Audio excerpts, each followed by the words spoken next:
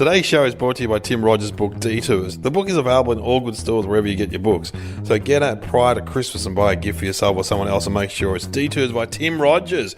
Now, Tim Rogers, of course, you know, he's the frontman and singer of the hugely popular rock and roll band UMI. He's shambolic, he's flamboyant, he's a dapper Aussie flaneur, a seeker after truth, love and understanding. He is a contradiction, a hard-drinking rock star with the soul of a poet, a wordsmith, a raconteur, a romantic and a realist, a bon vivant and a loner.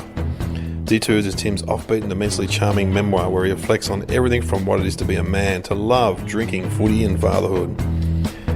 Get out to your local bookstore and make sure you do not miss out on this amazing book. Robert Forster from The Go-Betweens has said about Detours, Tim is a beautiful writer. Tim Rogers takes you where you want to go. So do yourself a favour, grab a copy of Tim Rogers' Detours today. Do it. Just backing out of the service station. Alright, yeah, we'll be in touch.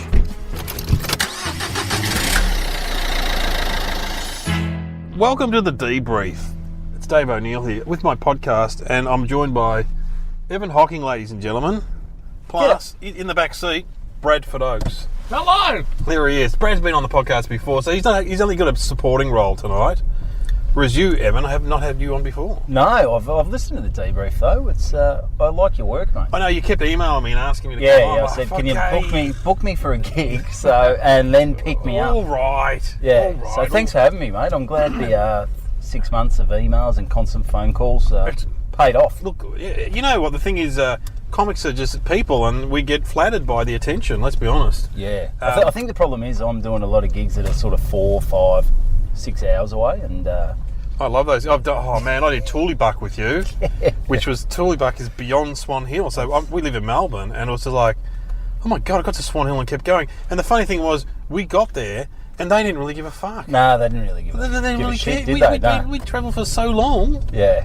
But anyway, we've just done the Bunjil Centre in Narre Warren. Yeah, it's beautiful. Which is a theatre. Classy. Very classy. And it's unusual for us three guys to do theatres, let's be honest. Yeah. That's true. Like, when was the last time you did a theatre, Evan? Can you remember? I did one in Port Douglas. But before that, it was grade 6 primary school. That's right. You go up and do a little theatre in Port Douglas. Yeah, the Clink Theatre. It used to be a jail.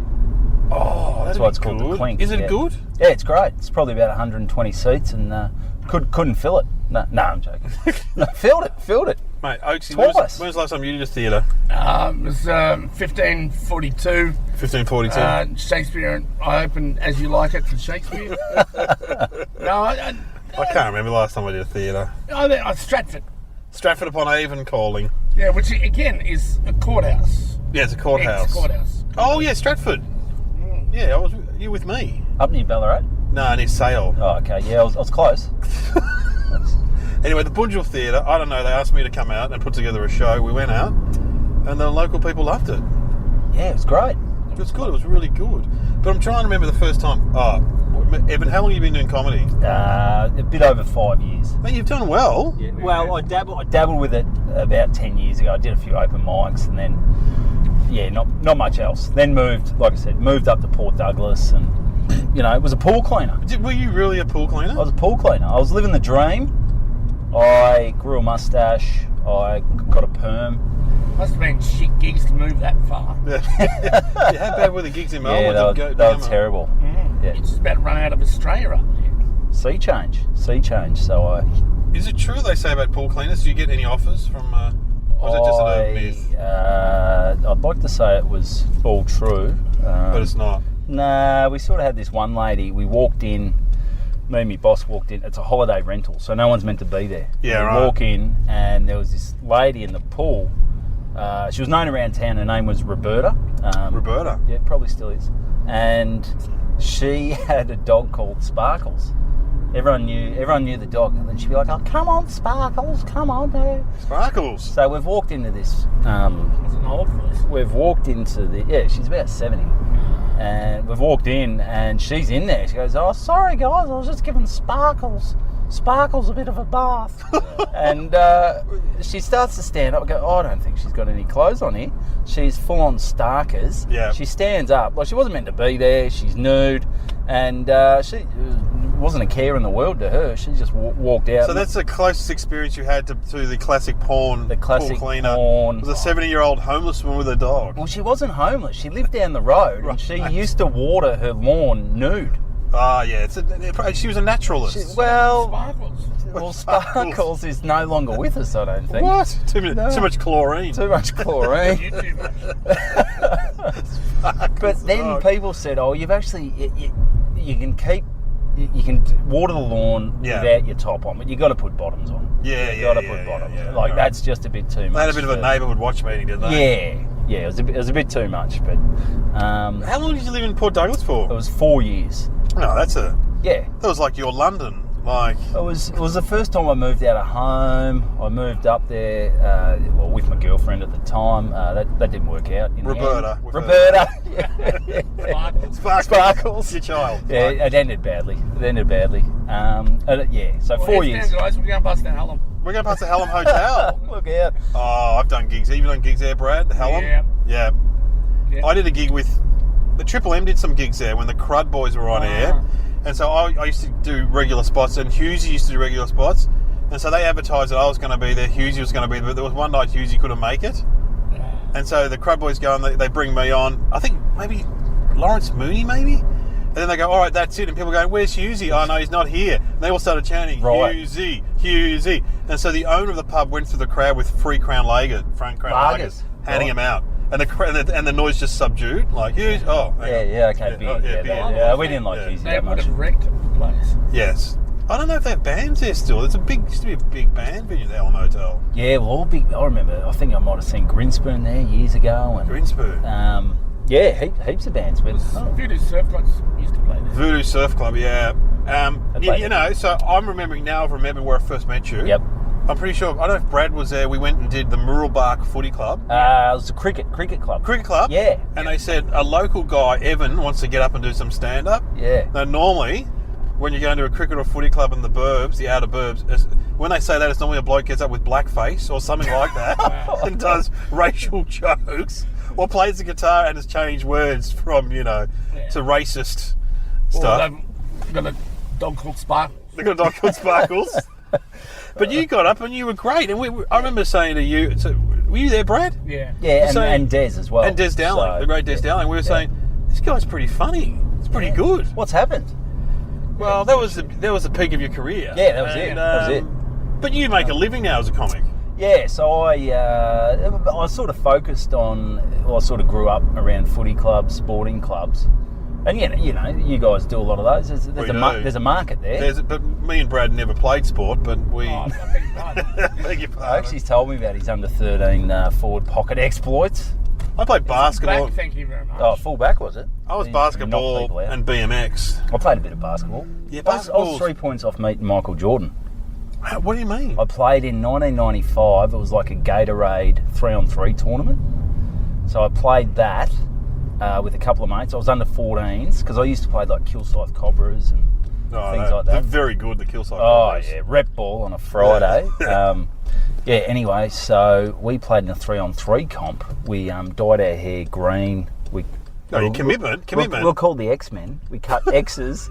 X's, yeah. I was Wolverine. What? We cut X's, like shaved X's into the back of our heads, and there was a big tournament down at St Kilda Beach in like 1995, and it got blown out. There was a massive storm, so they moved it to Sandringham Stadium. Of course. And we ended up winning the Melbourne part of it, and Oh, you just intimidated every other kid there with your green hair. Well, we were the X-Men, mate. Yeah. Metal fingers. Yeah. So slice the ball. Yeah, slice the ball. Yeah. We went through a few balls.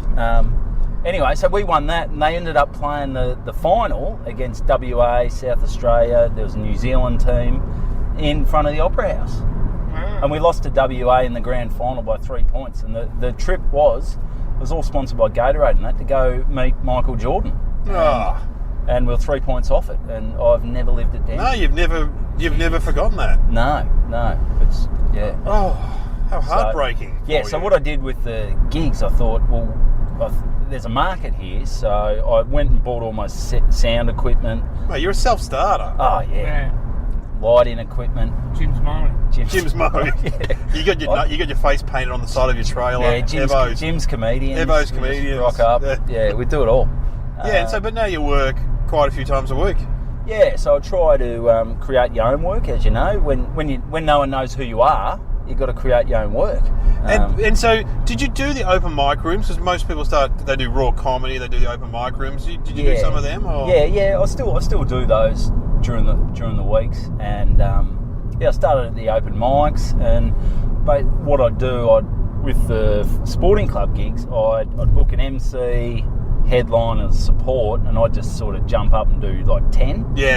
Until you sort of build your material. That's a great idea. Yeah, build your material, and then I MC a lot of those now. Yeah. Or do the support, and or headline yourself, whatever. Oh yeah, just yeah.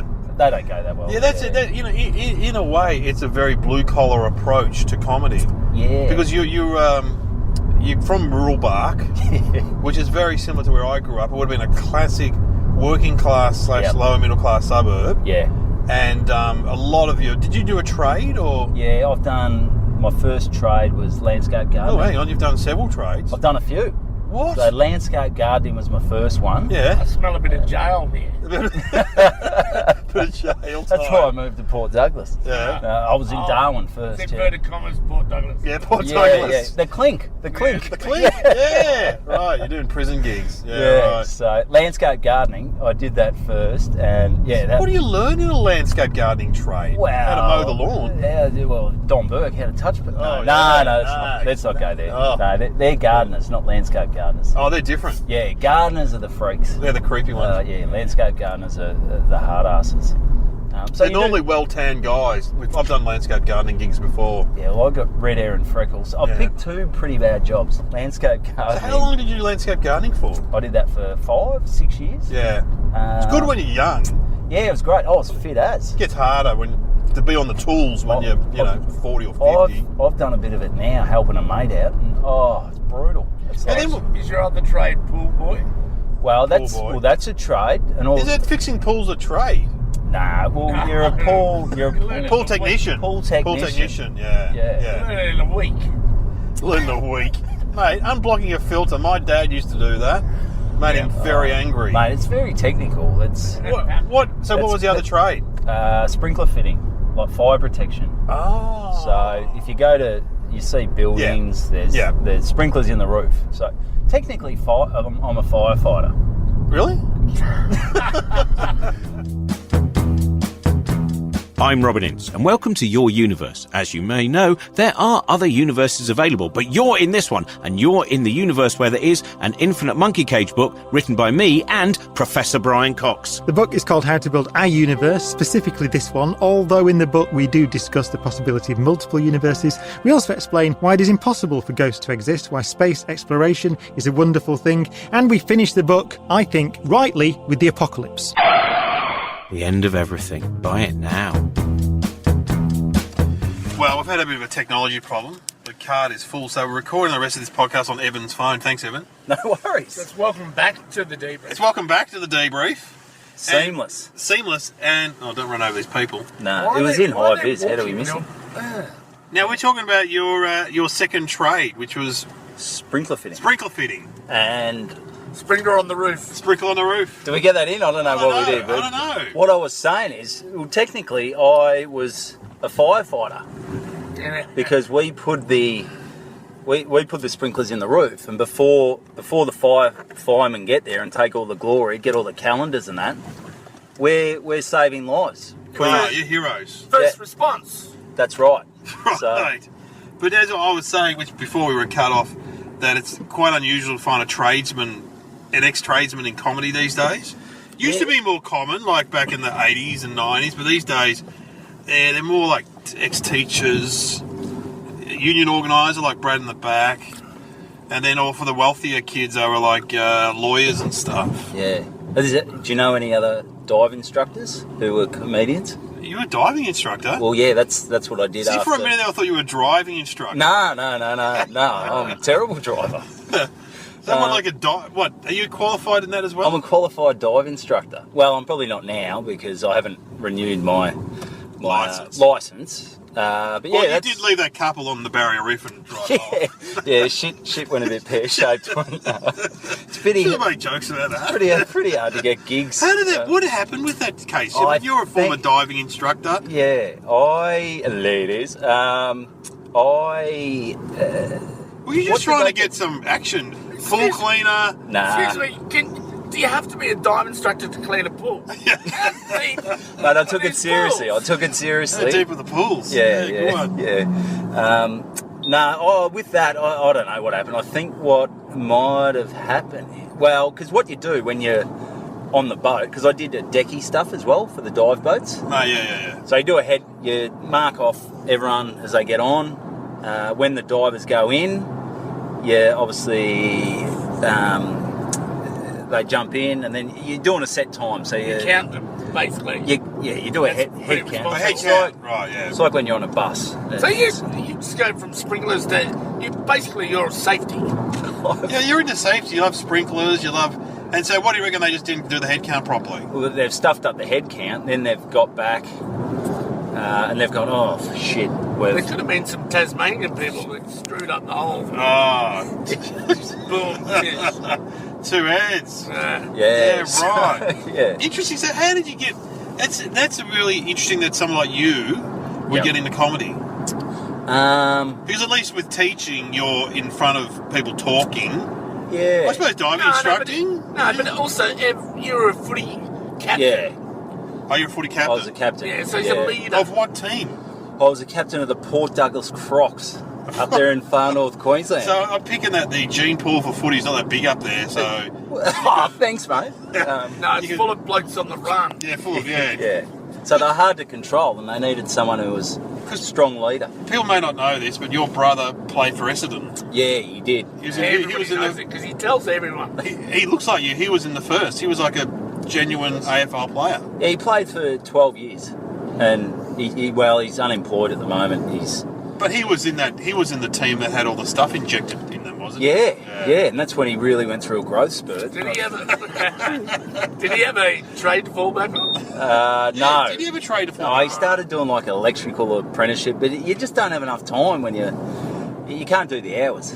So that's always interesting about AFL players is that I was talking to Robert Murphy, a good friend of mine. Clang. Yeah, Clang, former Bulldog. Anyway, I did a gig with him, and he was saying that he retired. He was 34, and it's like, well, what do you do now? And that's most people retire when they're 65, not when they're 30. I retired at 27. You're still doing comedy, mate? Right. No, I retired at 27 and got on my super, and then 3 weeks later I went back to work. But for 3 weeks, You were retired. I retired. I was quite wealthy.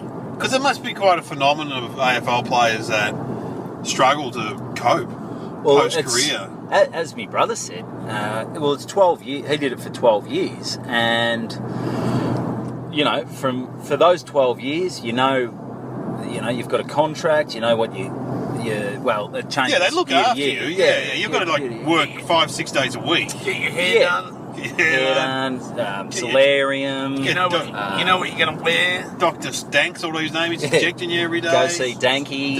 Shorts. Danky. They all called him Danky. Danky, bit of Spanky from Danky. So you know what's happening, and then all of a sudden they go, "No, you're delisted." His payment stopped on the 31st of October, and all of a sudden you got to. So he's doing a bit of everything. He bakes his own bread. Bullshit. He loves it. He bakes his own bread? Yeah. Well, he did work experience in his year off with Adrian Richardson, one of the celebrity chefs. Oh. So Richo, He learned in a year. He learned how to bake bread. That's amazing. He's a slow learner. Right. Is he going to play, like often those guys then go play in the country? Nah, he wants to stay in the system, so he's playing VFL. Playing VFL? VFL, so right. for the Bombers. Oh, cool. And he's done a bit of landscaping. Because also often the club... Yeah, we love digging shit up. Often they stay in the club, don't they, if they can? Yeah, he applied for a job as a junior maybe working with the younger guys, but I think with that you need you got to do courses and Police record. people have to working with children, Drug which free. is- mate. Yeah, stacked up against him in the end, but Yeah. You did a bit of work for your dad too, didn't you, Ev? Dad was Willy Wonka. He What? owns a lolly. Mum and Dad own a lolly factory. What? It's called Regal Sweets out in Bayswater. They own Regal Sweets. Yeah, but they're winding it down. Why are they winding down? What sort of lollies do they make? Well, they make yogurt frogs, they make chocolate frogs, but they sort of get lollies and chocolate bars in, and then take it out to hospitals. And what they do is they rebadge them. Yeah, Yeah. as Regal Cadbury. Sweets. Right. Yeah. So we're trying to undermine Cadbury and. You might have seen them cupbearing. Well, you know Cadbury took Darryl Lee to court over the colour purple. Really? Yeah. They tried to sue them and said that we own the colour purple, and they lost the case because the judge said, you can't own purple, mate. A colour. You've been to a hippie... Unless you're been one to- of the Wiggles. Yeah, you've been... Prince. Yeah, Prince, exactly. Yeah. You've been to a hippie Or convention. Grimace. Grimace owns Grimace purple. is it. Grimace was based on a thick shake. Was he? Yeah, well, they were all What did it based taste on... like? He was based on a... I looked this up once, and it took a lot of research, because Grimace was originally... There was a green Grimace. Green. Based on a mint thick shake, but he was based on a grape-flavoured thick shake. Yeah, Dave, right. do you think it's fair to say research when you mean you read the piece of paper on top of the tray and the dollars? I mean, because I know how fries get made. Yeah, from reading the paper on the tray. They come to Macca's. Tasmania. Well, how long have your parents had a lolly factory for? Well, they bought that. Dad bought the factory without Mum knowing. So I was maybe 4. So this might have been 1986. Cast your mind back. Yeah, I And- remember. I just finished uni. Yeah, And go on. Dad was a mechanic. Oh no, he was Just older. retired. He was home tune. He was. A home tune. Yeah, he did home tune, and I was a bit older, maybe 6 or 7, and he just bought a company. It's called Our Carib Collection originally. Oh, carob shit. Yeah, it's shit house. Imagine him bringing out those frogs the first day. You're like, oh my god, yeah. No chocolate wonder- frogs, Dad. No, they're No wonder you Carib. didn't tell your mum. You haven't bought carob? No. So he just bought that. He said, I've bought a business, and they ended up going on their own and called it Regal Sweets. I'm sure I've eaten Regal Sweets. I've eaten a lot of lollies. They're still in some. I've eaten a lot of lollies. At some stage you would have eaten a Regal Sweet. Well, I went to the dentist after about 5 years, and he goes, do you eat lollies and drink soft drink? I'm like, wow, are you a psychic? He's like, no, I'm a dentist. You were the face of Regal lollies, right? Oh man, I would love to be the face. You know what? I was the face of fat, which people. I used to be the face of an oil company, that fish and chip oil. Right. Yeah, I posed for photos and I went on a tour of the oil factory. Yeah, And I used to be on their newsletter, Dave O'Neill, the face of fat. Why have I never heard of this? Oh, you never heard of this? Tour of the oil factory. Yeah, I went on a tour of the oil factory, and it's really disturbing because these days there's a trend to cook in vegetable fat as opposed to animal fat. Yeah. But at least animal fat is actual, and there was a yellow line down the factory. One side was animal fat, the other side was vegetable fat, like with a yellow line. And vegetable fat is not actually vegetables; it's seed, it's canola, Seed. it's seed oil, which your body doesn't really know how to break down. Whereas animal fat, at least like McDonald's used to cook in animal fat. Right. And now when you go into an old school fish and chip shop, I can smell, because I'm the experienced in fat, I can smell the difference. Well, Yeah. yeah. Well, There we you were go. the face of fat. I was the face of fat. And you still are. I was the rest of the body. You're the rest of the body, the body of fat. Yeah, So how long did you have the lolly factory for, your dad? Well, they've still got it, but they're just winding it down because they've moved down to Rosebud and. How many Oompa Loompas do they employ? Oh well, they had 3. We used to work on a Sunday. You used to work in the lolly factory? Well, not work, more just steal lollies. Oh. I remember my brother; he would have been like 3, 4, just handfuls of raspberries, Oh. and just every Sunday when they were flat out. I went on a tour of the Cadbury factory. I did a gig for him, and I said, I'll only do the gig if I can come for a tour of your factory. And it was amazing. It was like Willy Wonka. Yeah. So this isn't You're a small operation. very small How many operation. factories have you toured? When I was a kid, because my dad Oh, was that's a right. trades teacher, we would go on holidays to Albury Wodonga. That's in your book. Yeah, it's in my book, Wollongong, and we would go on tours of factories. But they were not glamorous. They were dog food. Yeah, that's where you got the bug. Yeah, Borg Warner, they made parts. And we went on the Stanley Screwdriver factory tour in Nunawading. We were in Scouts. I went to the Yakult factory in high school. Was that interesting? It was. Yeah. Never drank Yakult, but it was interesting. We got a free bottle. Yeah. A little bottle. Factories. Because they're in little bottles. Yeah, I remember when Yakult came out. I used to do that. I reckon that must be bad for the environment having all those little bottles too. I don't reckon it's good. Nah. Look, you're listening to The Debrief with Evan Hocking and Brad Oakes in the back seat. Yeah. I'm running next to the car. Hit stop. Can you stop it there? Oh, yeah. How long is that? That's still going. Yep. You went to the bra. Okay.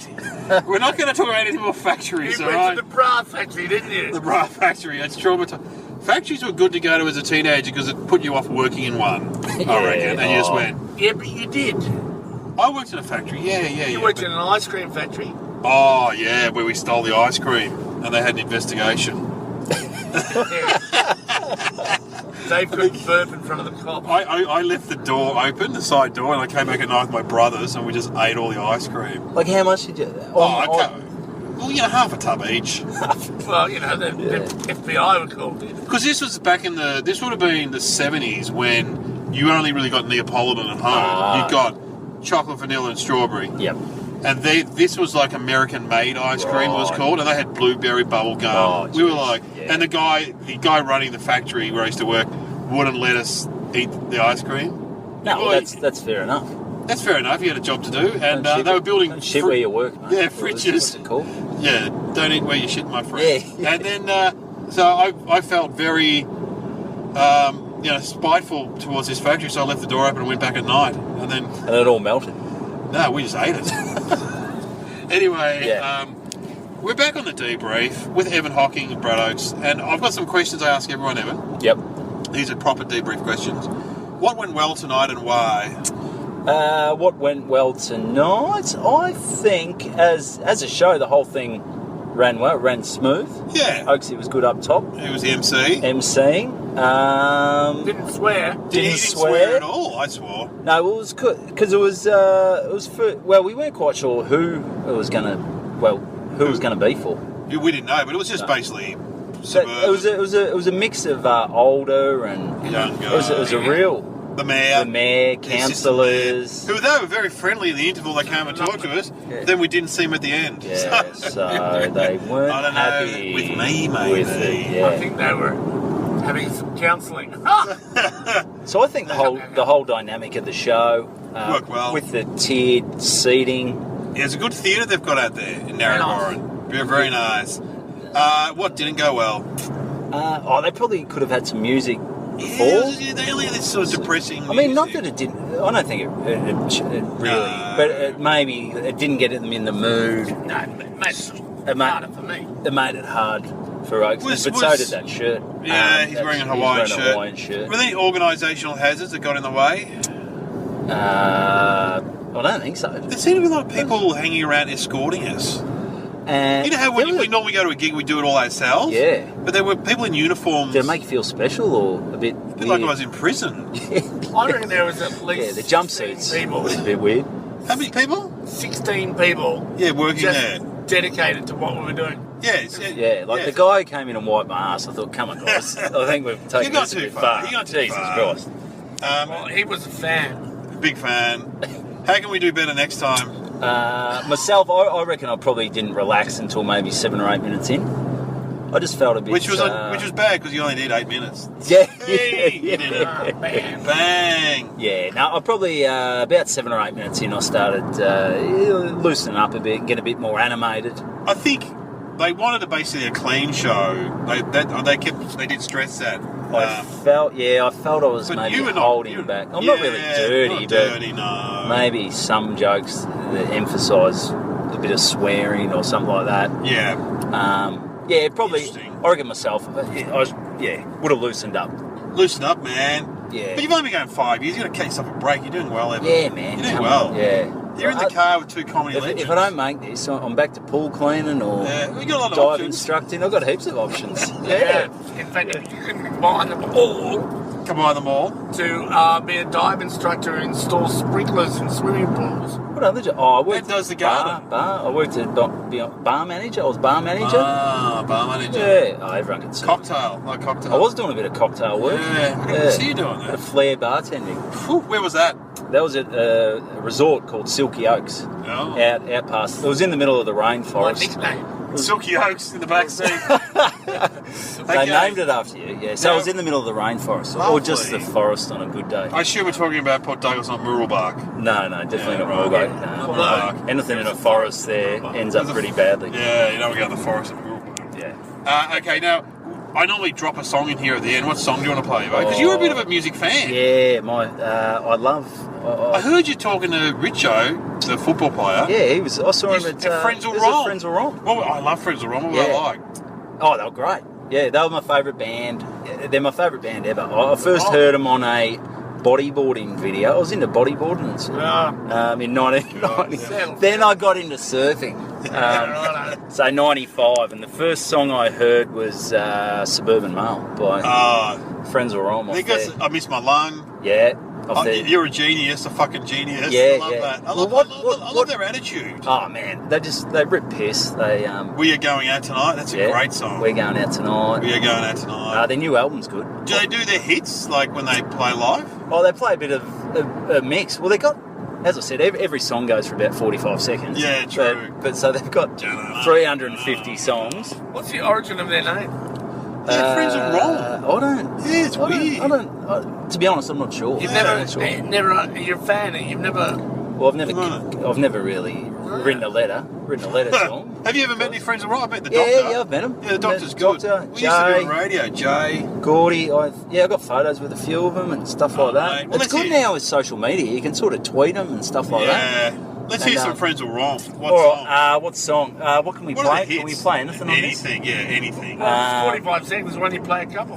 Yeah, we'll play a couple. Maybe we'll get one off there. Do you want? Do the classic. We got a classic. All right, we'll do Frenzel the Rhomb. classic.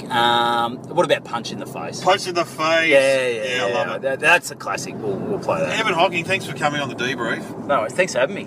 And Evan's on Twitter. What's your handle, man? Evan what's the hash one? Underscore Hocking. Say it again. Evan _Hocking. And if you're running a sporting club and you need a comedy night, get in contact with Let me Evan know. Hocking. I've got the gear. If you got a pool, Or a sprinkler. you got a pool, let us know. It's coming into summer. What do you think about diving? You're thinking about if you want to do a comedy night in your sporting club and you need to be taught diving with a sprinkler, bit of element, landscaping. Evan Hocking. I'll bring me brother's bread. Oh, if you want to meet a former Essendon star, Yeah. We'll do it all. We'll do sporting nights. My brother and me yeah. with a bit of bread. And me and Oaksy, you know. Oh, yeah, And- actually, you played a bit of VFL footy yourself. Yeah, I got reported for pissing on the ground. What? Yeah. Aussie tradition. Sorry, am I taking up too much time? No, not at all. We got a long way back. Well, what happened was Were you just doing a sprinkler? I was out at Moorabbin, Yeah. and it was a practice game. There was no one really there, and I was busting. I was on the bench, which was a lot of my time at Port Melbourne. Yeah, sad. Anyway, so I ran round past the goals to the other side of the ground where no one was, and like I said, because you couldn't run back to the change rooms because they were miles away. And you thought if the coach says get Hocking on, where is he? He's in the dunny. You couldn't do that. So I went round the other side of the ground with a mate. We did that hip flexor stretch. Where you guys talking to the wrong wouldn't know. guy. Yeah, so you hip guys flexor wouldn't know. stretches. I've seen it. So you're on your knee, one leg up, and you sort of hang your massive penis out. Right. Well, not mine. Out the shorts, and you just wee on the ground. Yeah. Like, there was no one there, but the goal umpire, she reported us. But she said we exposed ourselves, and we definitely didn't do that. We didn't do that. You're a man. We had a meeting with the Port Melbourne footy. We were going to get sacked. Really? Yeah. They said if we find out that, I said no. He's having a wee. But you see people do it a quarter time. Yeah, I don't know if they do it much anymore. Nah, probably not. Technically, with the cops, that's indecent exposure. It is. Exposure, yeah. But like I said, it was nothing malicious or anything. It was just, No, you just need to go to the toilet. just had to go to the toilet. But, probably not the greatest. You do piss a lot. Yeah, you wee a lot. I drink a lot of water. Yeah, very healthy, very hydrated. Yeah. Yeah. So. Don't wee on the ground.